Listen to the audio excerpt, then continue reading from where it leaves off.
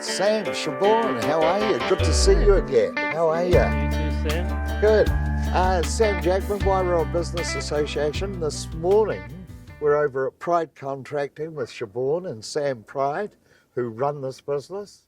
Now tell me all about it. You've been here now in Wairoa 40 plus years, right? Yes, 45 years. 45. Started in 1980 by Hamish Pryde, my dad. Yep. So built up from one O&K digger and then have just got bigger and worked harder and got more and more machines. Bigger and bigger. And hopefully better, bigger and better. Yeah, good. And with your current status, how many staff have you got working for you now? 15. 15. And that's on diggers and trucks and In the office. And, office yeah, maintenance, mechanics, yeah. all of that. So Yeah. we cover off the whole thing, Yep. right, in terms of looking after yourself here on site. Mm-hmm. Now this site, I know, got devastated through Cyclone Gabrielle. Yes. How did that affect you? It was, I don't think we had enough time to feel how it affected us. It was coming through that gate at 7:50 and by 8:10 it was a river down Carroll Street. Right. And we lifted all our stuff that we could Yes? and then cleaned it out that afternoon, and then the next day council was calling for machines, so we mobilised as many as we could. And So you were back working the next day? yes, yep. How fantastic. Now, during this time that you've been here with your dad, Hamish, he's a bit of a local hero, isn't he, in terms of the bar and cleaning out the bar and doing it on his own without anybody asking him to do it, but he's down there doing it. And that's a big part of you, Pryde Contracting here in Wairoa, this connection with the community and knowing for being able to just go and do things. And that's still the philosophy now that you two have taken over it? Yes, definitely. We try and be in the problem-solving industry. So Right. we try and put our hand to everything and help in any way we can. And so trying to maintain that bar and work HBRC on that is one of those. Right, so it's very much committed to the community. Yeah, when we took over at the start of last year, we set some goals, and one of those was to contribute meaningful infrastructure, environmental and community work. So Right. all our staff are locals and Yeah. they want to do things that they're proud of for their town, for their community. So we want to give them those opportunities, and yeah, being sort of helping with the bar is obviously a big part of that and impacts the whole town. So. Right. So, and part of that Pryde Contracting makeup is your local knowledge, right, which is a big part where some of the other guys from out of town who may come in and do contracting work here don't have that experience, do they? And they don't have local knowledge in terms of soil types and where water is and that type of thing. Is that a big element when you're pitching for business? Yeah, 100%. I think specifically to the bar, Sam started working here in 2017 and Hamish has been transferring that knowledge to him since then. Cool. It takes a really long time to learn all the nuances of that kind of work. Yes. In terms of the ground conditions, it's particularly specific to the East Coast. It's all Right. crumbling into the sea, and Sam's a geologist, so it's right Ah. up his alley. He loves that kind of thing, geology, engineering. A man of the soil, Sam. Yes, I guess so. Indeed. Because I was looking at your website, the project side. You did that big road where you had a slip coming down from one side and been ripped out by the river on the other side. That was 6,000 square metres or something. Yeah, Heri-Heri-Tau. That was a big project for you guys, but it's that local knowledge again I'm getting to get a feel for. Yeah, I guess you get knowledge from just being able to do the work over years. And so Hamish, like I said, he's been at this game for 45 years, and so he's gained that sort of experience, and that he's trying to pass it on to us and Right. for our betterment. And so and so that job, we actually used our 3D grade control digger. So Yeah. all the fancy things are surveyed, and we can actually input it right into the digger, and so you can cut that face to the millimetre, which makes my job easy. I'm not climbing up on the side of the face trying to measure and make sure we've got that cut face right in the first spot, so it makes it a lot more efficient.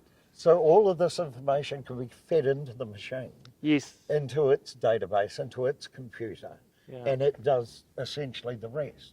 Is that Yes. what? The Well, operator has to make it work, but yeah. apart from having a keen operator who knows how to make that machinery work to its max, Yeah. right? But a lot of this technology is now coming in Yeah. versus what obviously Hamish, when he first started out, there was none of those. No. But now you've got this added advantage that Yeah. that you can be really skillful and do a job to the nth degree Yes. rather than a bit of guesswork involved. Yeah. Now, did that apply? You've just finished the Black Beach project, which is 110 metres of wall. That was last year, so we've been extending it a little bit. Oh, more this year. right. Yeah. Okay. And you've just finished that project as well. Tell us about that. So that was a big rock revetment to help protect Nuhaka Opatama Road from erosion, and it involved carting. 3,300 tonnes of metamorphic rock, so Wow. good, strong sort of rock that was quite useful in the wave action and the Yes. sea sort of. So yeah, that got carted in and we placed it like a jigsaw. Yeah. So our operator Keanu was on that big digger again, just playing with grab buckets, making sure you get all the rocks in the right place and get them knitted in. Ah, So that took us over winter last year, a few months. right. So dancing around the tides and stuff, which always is fun.